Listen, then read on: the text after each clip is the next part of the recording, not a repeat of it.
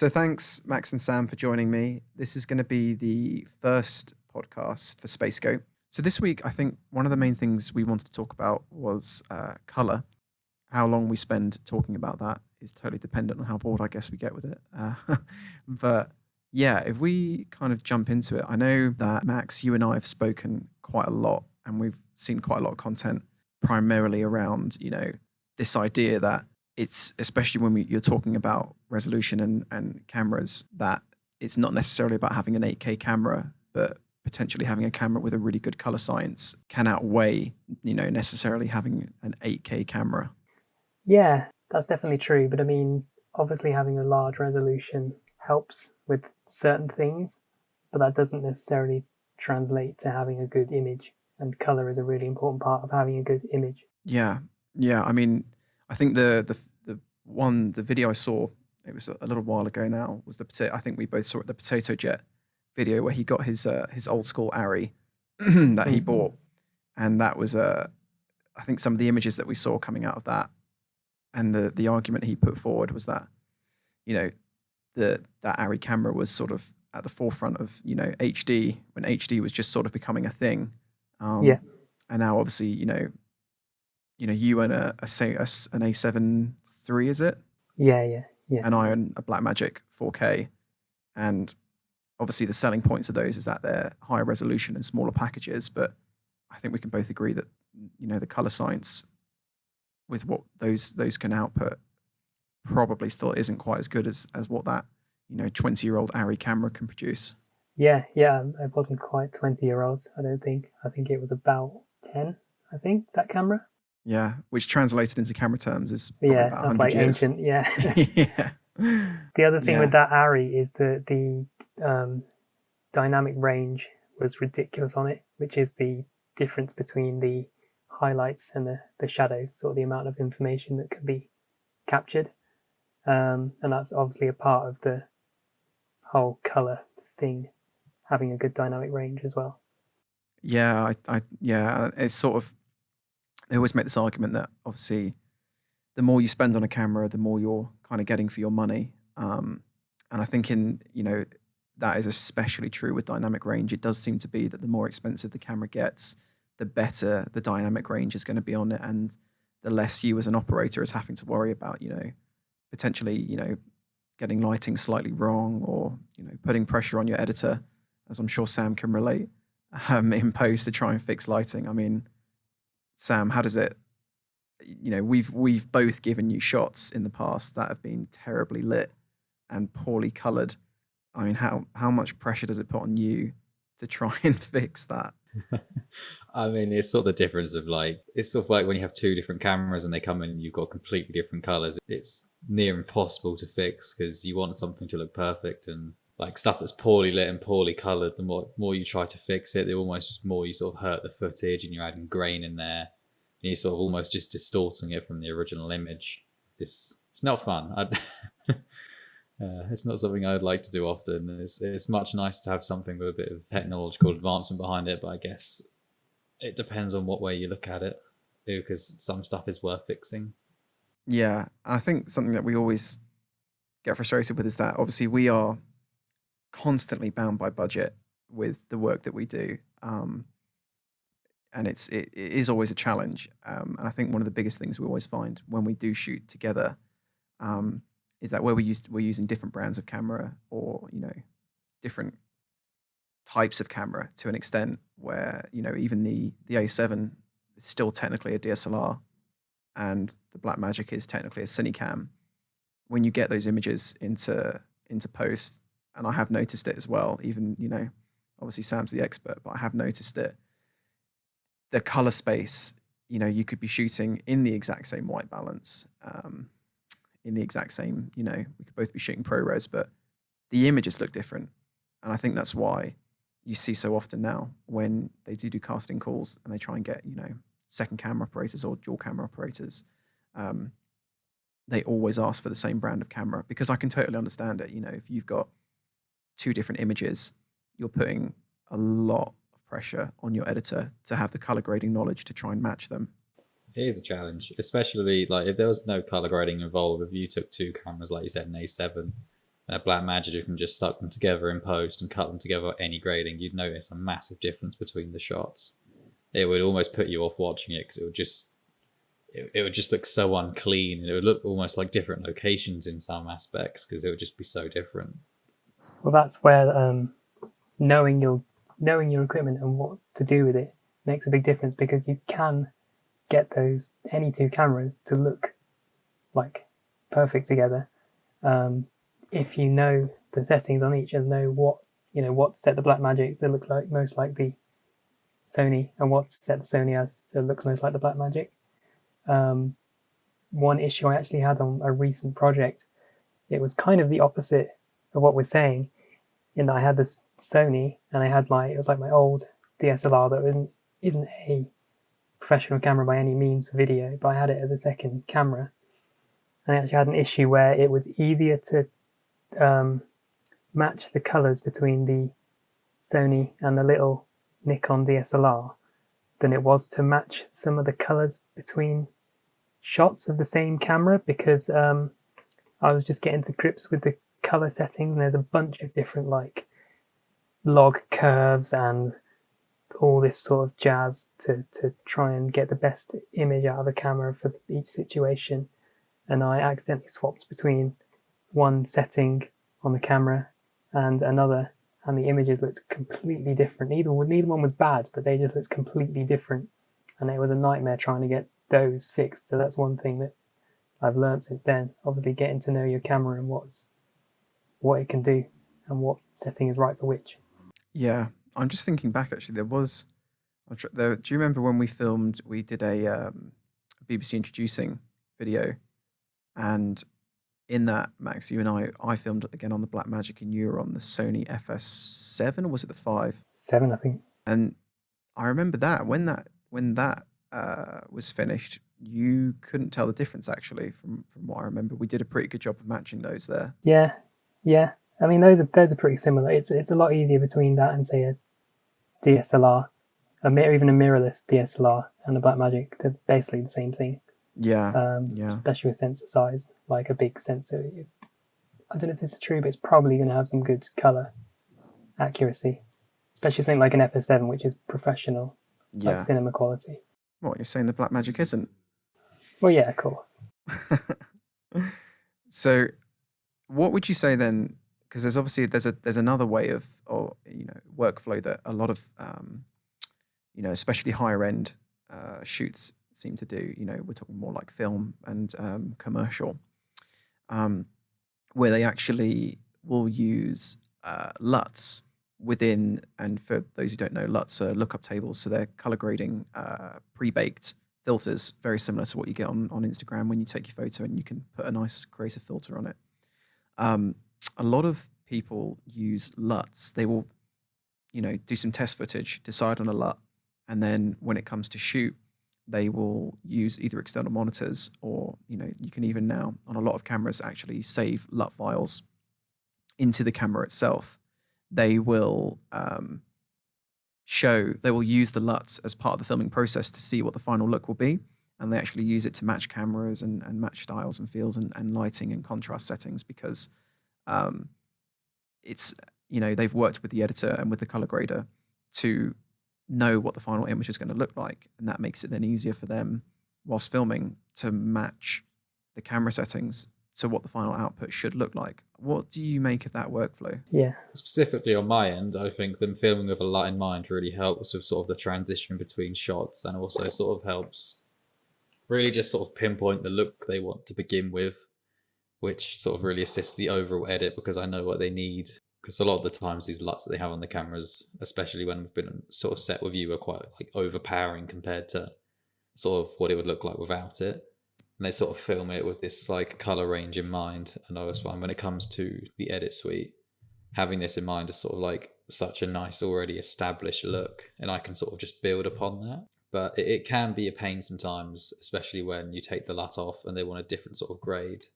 It sort of can mess with things quite a lot, because especially when you have a few different cameras across, and one was filmed with this installed LUT on the camera and one was just still filmed in completely raw, they can be quite hard to merge together, because obviously they've been filmed in different white balancing and light, because not as much attention sort of almost gone into that, because they've just liked how this one LUT looked and not considered sort of the application of how it look compared to with the other raw footage. Yeah, So I do love it. If it's one camera, I think it's perfect. But I think especially if you're using a multicam setup, you should just keep it plain and keep it in post. yeah, and I think I should probably clarify for anyone who doesn't know. When we say shooting in RAW, that means shooting in a RAW codec. So if you think of that as a blank slate, so when you're actually filming RAW footage, I get this with a lot of clients as well. They'll look at the footage and you go, "Oh, that doesn't look great," because it's basically having everything stripped out of it, in terms of color, saturation, and a lot of other important factors. But what it's actually doing is it's saving all of that information into what's called a sidecar file, which is also known as metadata. So your metadata is stored in your sidecar file within your footage, so that when you bring it then into edit, you have all of that information stored within the clip itself. So let's say I was shooting on a white balance of 5,600 for daylight, and I actually decide that my footage would suit more of a shady white balance.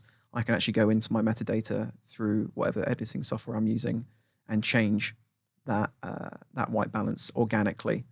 And by organically, I mean as if I was doing it on the camera itself whilst filming it, rather than trying to actually shift the colors using something like Lumetri within Premiere, for example. And it's just in terms of trying to make your shots look better, if you've made a mistake, it's a much easier way of doing that and accomplishing it, rather than having to go through all the hassle of doing it through separate color grading. But the problem is it does create massive files.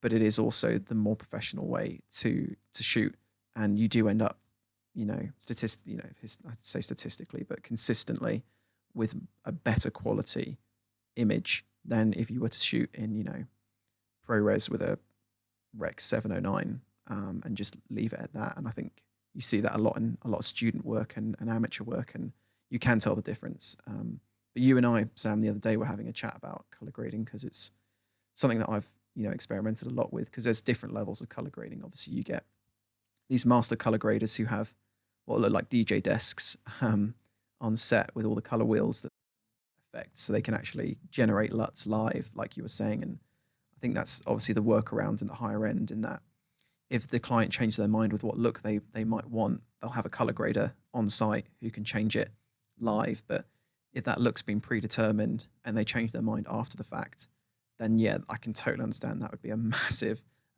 problem. So I can't remember where I was going with that. Something about color grading. Yeah, it's just one of those things where you always shoot with something in mind, and you go off what you can see on screen. And if it's sort of baked into the director's or like camera operator's mind, it's going to look like that. It's quite hard to keep that vision when it's suddenly stripped away for a different grade. Yeah. Yeah. Oh, that was it. I remember what I was going to say. Yeah. So we were talking about different levels of color grading, and it's something that I've done quite a lot of research on, because a lot of people,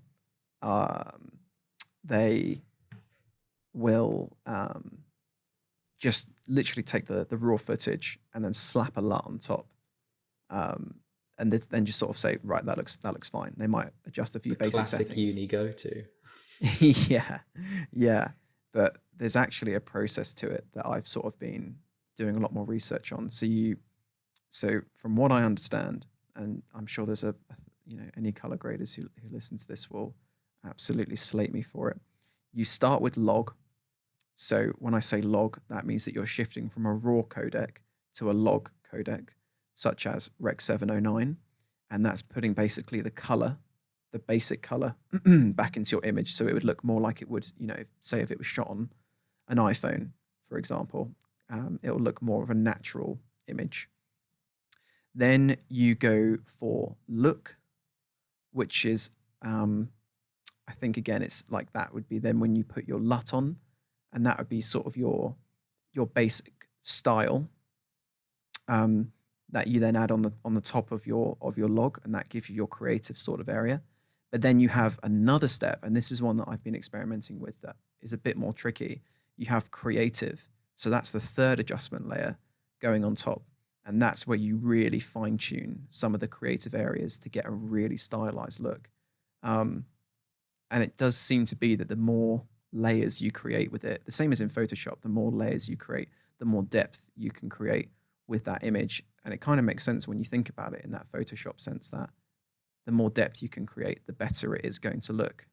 I mean, one thing that I've learned is that color grading it's a whole thing. Like, it's a really hard thing to get to grips with, and it's why it's a whole job. Like in cinema and even high end commercial and TV, it's a whole job to be a colorist. And some films even have multiple colorists, and they will have things in mind when they're sitting and color grading that the director and the editor and the cameraman will never consider to change or to get the look that they want. That's why it's such a niche thing, and it's quite difficult. And there is a big like gap between person who thinks they know what they're doing and a real colorist, if that makes sense. Oh, definitely. Like when I worked at an agency for a while when I was at Disney, the colorists had their own rooms. They were basically like gods walking around the office. Like you didn't mess with them because you needed them. And they are always insane. Like you see them doing this, it looks like they're mixing a live demo of a song. Like they have these mad desks and they do so many things to the footage, and you think, oh, it's done now, and they do something else, it looks better, and it just keeps going down this like sort of this process line. By the time it gets to the end of it, it's night and day difference pretty much of every step they do, but you wouldn't think to do half of them. Yeah, exactly. Yeah, and I mean, this is the other thing that I think is a struggle to educate clients with as well, in that I think a lot of clients think that they're under the assumption that when you film something and you take it into edit, that it should be ready to just literally be chopped up and then sent out. And I think color grading is something that has to be taught as an understanding of that's an extra process that has to go in it. And also, I think what's difficult, and I can imagine it's difficult for you, Sam, but I'd like to hear it from you, is that there must be sort of an expectation on you of like, well, you're an editor, so you must be good at color grading because that's part of the process, right? Oh yeah, definitely. Like there's a lot of things to my job where sort of my role seems to encompass a lot more than it actually does in sort of the eye of the customer. And it does take some explaining sometimes that like some things, like especially a colorist, are almost a separate role. Like if you go to a point in the industry, you'll never color grade anything. Like that's a colorist's thing. Like you'll do like an offline edit and send it through. But no, it is quite a tricky sort of conversation sometimes to say you can't do something or you're not like at an experience level to a customer, because they sort of just think you have to. It's like hiring a cameraman, and Hyundai don't have their own camera in their eyes in a way, but it's just one of those things you sort of got to get around and learn the basics of so you can get by. But the sort of a colorist is the main way to go. Yeah, I and mean, I it's think a balance, isn't it? yeah, and it's definitely echoed across the entire industry. And like, it's such a diverse industry with so many different roles and areas and genres that, and I think it's something that we've sort of struggled with when we've bounced between, different types of work, be it commercial or broadcast. That there's a lot of people I know who work in broadcast who, like you said, Sam, they just don't own a camera because they've never had a need to, because they've always rented. Because if they wanted to buy a camera, it'd be, you know, more than their house. And there is a definite, you know, feeling within high end equipment that it is priced to a certain degree to make sure that you can't buy it, that it can only be rented. Um, I'm sure there's a lot of debates as to why that is, but it's something that we, being, working a lot with local businesses and slightly smaller clients, we can't afford to do that for every job. We have to, invest in equipment that we know we're going to see a return on a long-term basis. But then when we want to work on those high-end jobs, we also have to have the knowledge that we know exactly what cameras we need rather than trying to use the cameras that maybe we've invested in. So like, for example, if we were to do a commercial ad for a high-end client, we wouldn't use the Blackmagic or the A7 III because it's not the right kit for the job. And I suppose it's the same thing, if you want a cinema grade film, you're not going to just hire one editor and expect him to do, or her or them to do everything. You're going to hire a separate colorist. You're going to hire a virtual effects team. Yeah, exactly. It's just sort of at this stage, it's almost like they're expecting a whole package. Yeah, and I think that comes with just where content creation has just seen so much growth over the last couple since its invention. But there's a lot of clients who aren't quite sure what they want and aren't quite sure what category they fit into. And I think there's a lot of education to be done around that, not in a bad way. I'm not saying that clients have to be educated, but I think for us, one of the purposes that we try and constantly work with clients on is understanding what their needs are before we start to pitch them work or pitch them ideas, because it's the same in the same way that if a client says they want a website and they don't need a website, they might just need a really good social media business page, then I would personally not want to build them a website, because that's just their money gone down the drain in my eyes. I'd much rather work with them to develop a strategy that best fits their business's needs. Yeah, and like I was saying earlier about the balance and going back to the sort of stuff we do with small businesses, editing and color and things like that, it's like a endless thing. You could spend as much time on it as you have. Like, if you have the freedom to have loads of time color grading and everything, then it's going to look great. But at the same time, if you don't have the budget for that, then you don't need that kind of thing. Like I was saying earlier about using the knowing your gear and knowing what you can do with it. There's sort of steps between shooting raw and then having a colorist and shooting straight out the camera with a effect slapped on it. For example, on the Sony cameras, there's something called HLG, which is a cross between log and which is kind of like raw, and like a filtered color effect, which means it looks good out of the camera, but you only need to do a little bit of adjustments to make it look great, and with room to change the colors and stuff like that.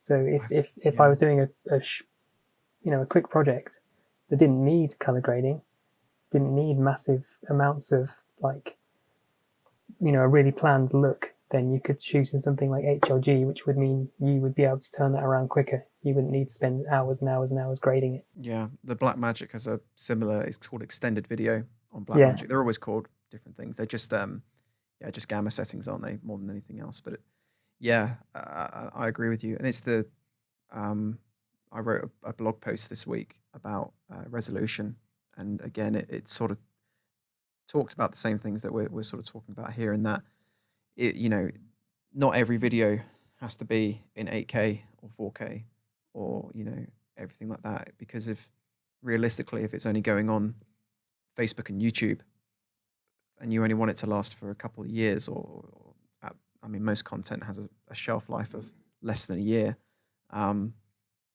then I don't think you need, if you're on a tight budget, you don't need to be spending the extra money to film in 4K or 8K or anything else. Like we said, you can get just as good a quality image from a good camera that shoots a good HD image. So there's no need to put pressure on yourself as a business owner to spend a lot of money on a really super high quality product it might last 5 years or to 10 years. It's difficult to predict with the way resolution's going. It's diminishing returns, isn't it? There's a certain point where you've got the best bang for your buck, and after that it's there's not much point in making it look like a Hollywood film. No, yeah, no, I totally agree. Um, and we face that problem the same as any business owner with the equipment that we invest in. You know, there's always it's the same as any business owner. You should always invest in yourself. And the way I've always seen it is that content creation and digital marketing is an investment in yourself, the same way as buying a piece of equipment is investment in yourself. So we understand from a business mindset what that's like and how difficult a decision it can be of how much, how much do I eat into my profit in order to invest in my company. Um, we probably understand that the most out of anyone because we have to do it so much. Every piece of equipment we invest in has to last us or be worth it in terms of a timeline. As much as we'd love to go and buy Reds and Aries and take out a large loan on them, um, we also have to consider, realistically, how long is that going to last us for, and also how much other equipment we're going to have to buy to make it work. The same way I'm sure Sam would love to go and spend, 20 grand on Adobe plugins, but which would endlessly make your life easier, Sam. But at the same time, maybe spending, an hour to 2 hours or a whole day building an asset that costs you nothing, I guess, in the short term. And so, Yeah, exactly. Like I've gotten to the stage at this point where I've sort of made enough projects that I can almost go and pinch stuff and like borrow things from previous projects because it's already been made. But yeah, obviously, like there's so many plugins and extensions now, you can pretty much get it to do it for you. But I almost feel like that's cheating. But that's probably me just being more jealous that I don't have them rather than the other way around. yeah. Okay. So yeah, we're almost at the half-hour mark. So I think it'd be good to wrap it up. And I think one thing I'd like to get your final opinions on is, you guys know I've been using lockdown to make these little walk with nature videos, and I was thinking about this the other day, in that we're so lucky in that the the the actual work that we do is the work that we love, and it's also a hobby for us. A lot of people don't get the luxury that they get to enjoy their work at a weekend just as much as they would in the office.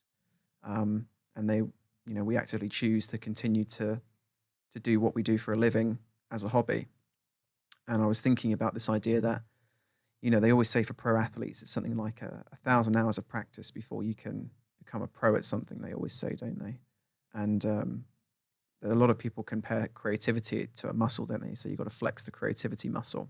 So, when we do enter these times of lockdown, and things slow down for us freelance wise, and clients, sort of buckle down, and spending money on digital marketing is, falls to the bottom of the pile. What do you think is do you think that, it's good that we should be out there, or in Sam's case, in there, sitting at the desk, just making things for fun? Do you think that's what we should be doing? Or do you think we should be focusing more on, like Boris wants us to do, retraining and finding other things maybe we could be doing to earn money?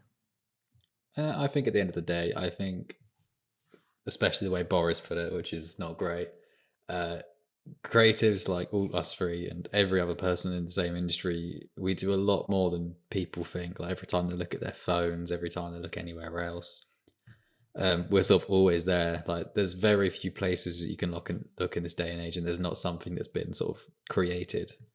Um, and especially in these times, it's really important just to sort of, even if it's making something for fun, it's keeping up that sort of creative muscle in your brain, and just sort of, because especially with my job, I don't know how it works with you guys. It's probably the same. I imagine that I have to sort of keep going.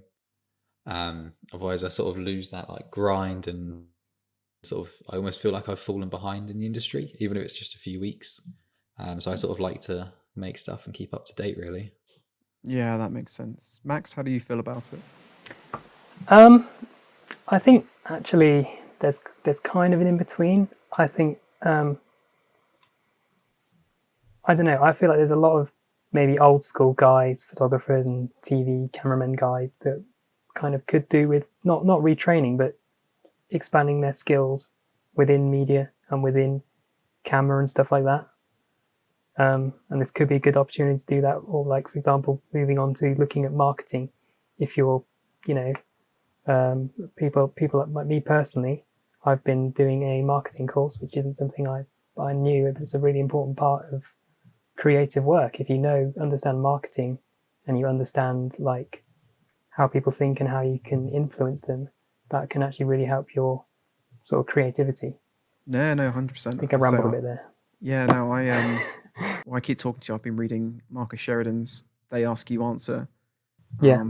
And I think what's been really interesting for me is this idea of, we as creatives should be putting our headset, our mindset in that of the consumer and of the client, and we should be answering the questions they ask us before they even ask them. So yeah, I think that learning, like you said, learning more skills and keeping at it, I think that's the best way we as an industry can keep moving forward. And I think one of the biggest assets that we have always had, as creatives, is being creative and finding, workarounds and new things that we could be doing in different ways we can do the job that we love. So yeah, I think we should leave it there for this week. And, next week we can have a look at the grisly way the world looks and chat about it from there. But yeah, no, thanks guys for jumping on, and I'll see you next week. See ya. See you next week.